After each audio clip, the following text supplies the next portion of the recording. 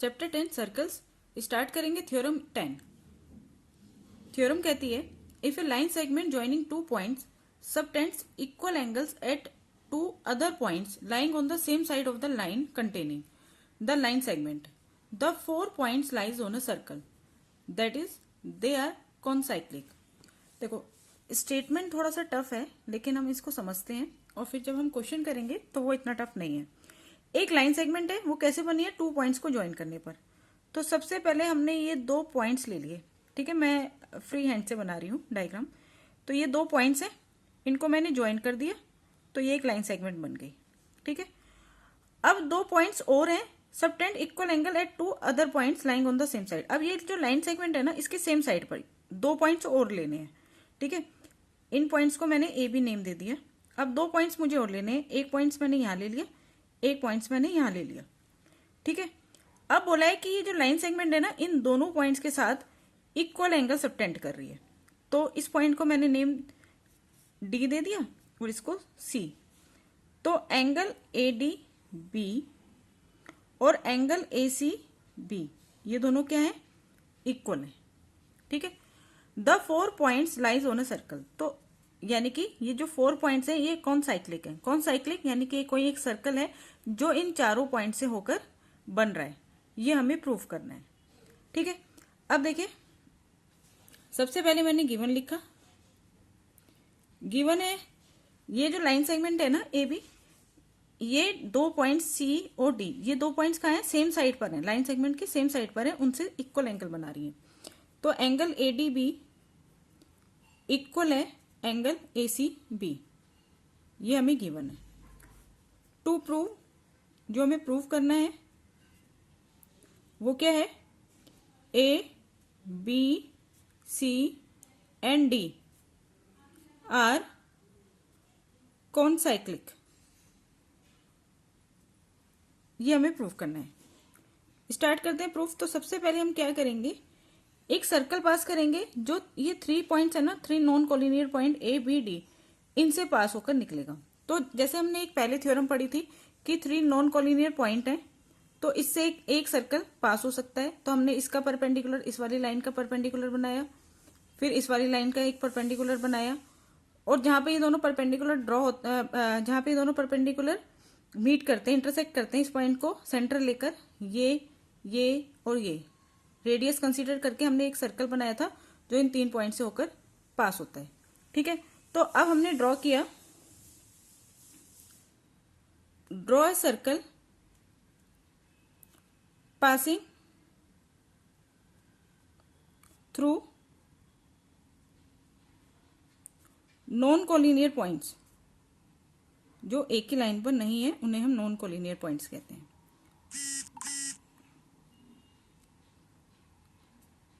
A B and D, ठीक है।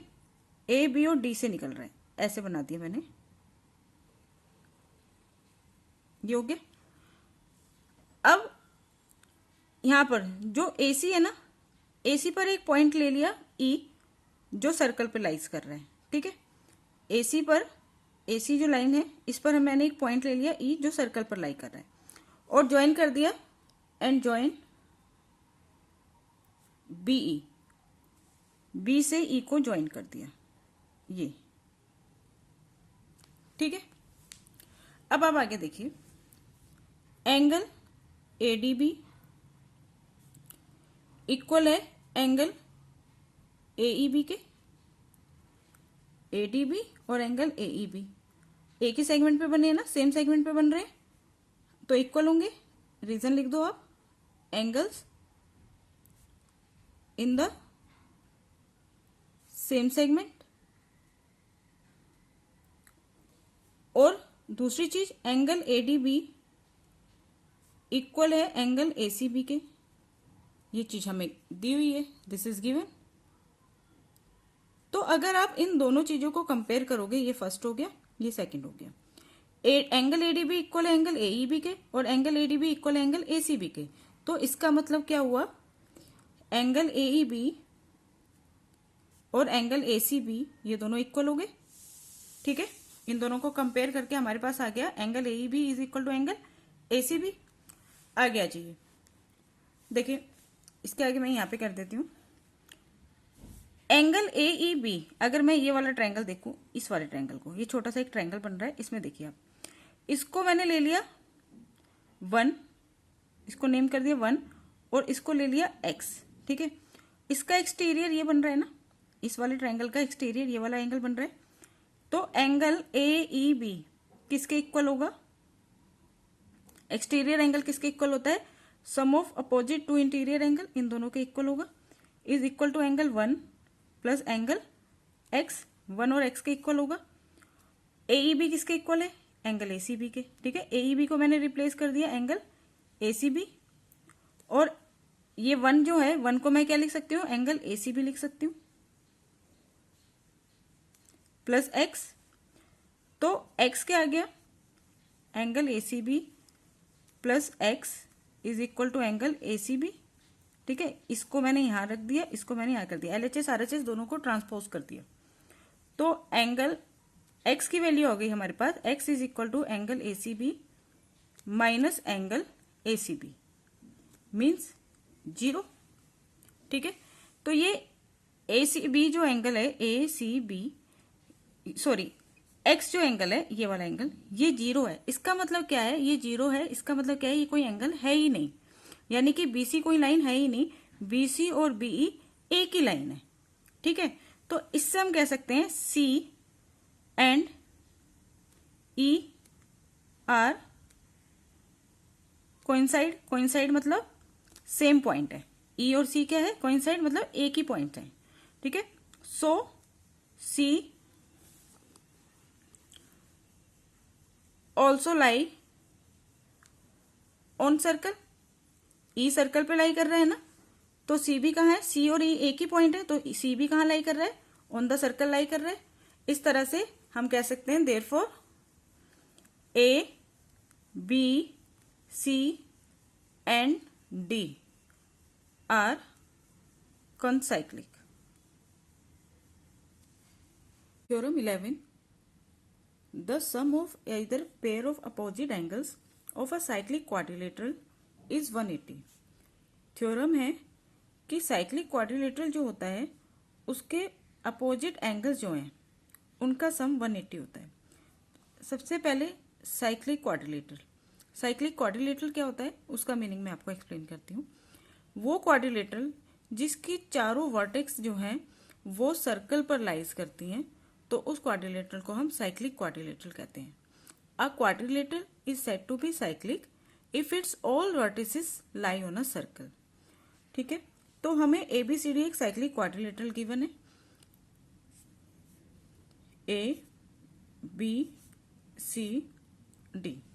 हमें प्रूफ करना है angle A plus angle C 180 degree है, इसी तरह से एंगल B और एंगल D का सम भी 180 डिग्री है। इसमें हम करेंगे एक construction.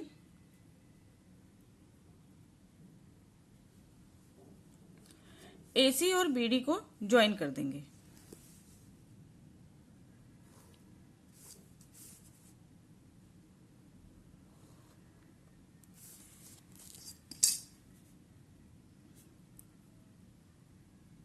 Join AC and BD।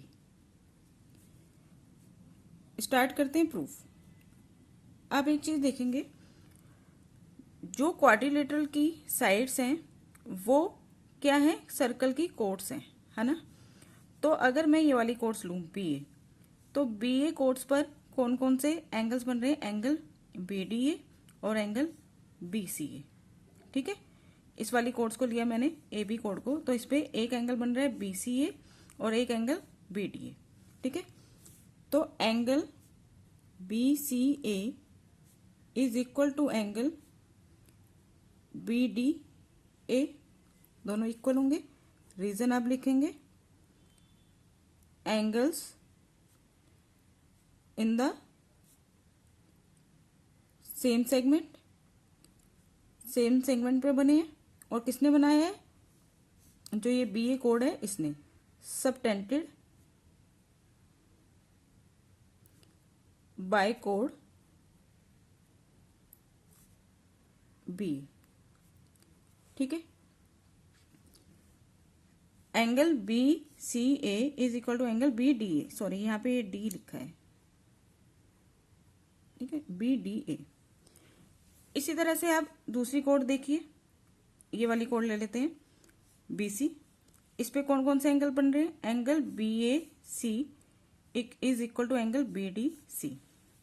तो angle B A C is equal to angle B D C. Reason इसका यही रहेगा, angles in the same segment subtended by कोड बी सी। ठीक है, ये हमारे पास फर्स्ट हो गया, ये हमारे पास सेकंड हो गया। अब हम क्या करेंगे, इन दोनों को ऐड कर देंगे। Adding first and second we get, जब हम ऐड करते हैं तो लेफ्ट LHS को LHS में ऐड करते हैं, angle B C A plus angle B A C is equal to angle B D A plus angle B D C. अब देखिए आप, B C A angle B A C, ठीक है, ये इस वाले ट्रायंगल में आ रहे हैं ना, ये दोनों angle, angle B C A plus angle B A सी। और यहाँ पे देखिए, तो LHS को तो हम ऐसे ही रहने देंगे, angle B C A plus angle B A C. RHS में देखिए, एंगल बी डी ए यानी ये वाला angle plus angle B D C यानी ये वाला एंगल। अगर हम इन दोनों को ऐड करेंगे तो ये पूरा एंगल डी बन जाएगा, ठीक है। तो कंप्लीट एंगल डी बन गया, angle B D A plus angle B D C. तो इतना और इतना मिलाकर पूरा कंप्लीट एंगल डी बन गया, ठीक है। अब हम क्या करेंगे, इस वाले ट्रायंगल में देखिए, ये इस वाले ट्रायंगल के पार्ट्स है ना, इसमें ये वाला एंगल है, ये वाला एंगल है, तो इस वाले ट्रायंगल का एक एंगल नहीं है, एंगल बी। तो अब हम क्या करेंगे, both side angle B add कर देंगे। Adding angle A B C भी बोल सकते हैं या बी भी बोल सकते हैं, A B C both side. जो चीज हम LHS में करते हैं वो चीज हम RHS में भी करते हैं। वी गेट, तो हमें क्या मिलेगा, बोथ साइड ऐड करके angle B C A plus angle B A C plus angle A B C is equal to angle D plus angle A B C. अब आप ये देखिए, ये तीनों एंगल्स कौन से ट्रायंगल के हैं, angle B C A plus angle B A C plus angle A B C, ये इस वाले ट्रायंगल में आ रहे हैं। यहाँ पे लिख देते हैं in triangle A B C. A B C triangle जो है किन किन एंगल से बना है, angle B C A plus angle B A C plus angle A B C. और इन तीनों का सम कितना होगा, 180 डिग्री, एंगल सम प्रॉपर्टी, ठीक है। तो अब मैंने क्या किया, इन तीनों का सम 180, ठीक है, यहाँ पे 180 डिग्री लिख दिया। 180 degree is equal to angle D plus angle A B C को मैंने सिर्फ एंगल बी लिख दिया, ठीक है, सेम मीनिंग है क्योंकि। तो इस तरह से हमारे पास आ गया angle B plus angle D is equal to 180 degree. तो ये वाला पार्ट आ गया हमारे पास। अब हमें ये भी दिखाना है, तो अब देखिए आगे क्या लिखेंगे, इन क्वाड्रिलेटरल ABCD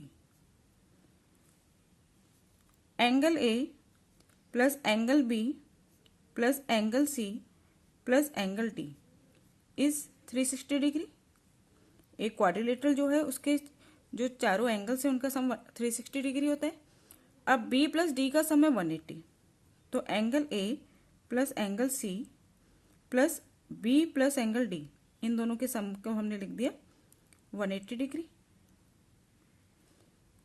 तो angle A plus angle C कितना हो गया 360 डिग्री माइनस 180 डिग्री। इस तरह से angle A plus angle C is 360 minus 180 degree.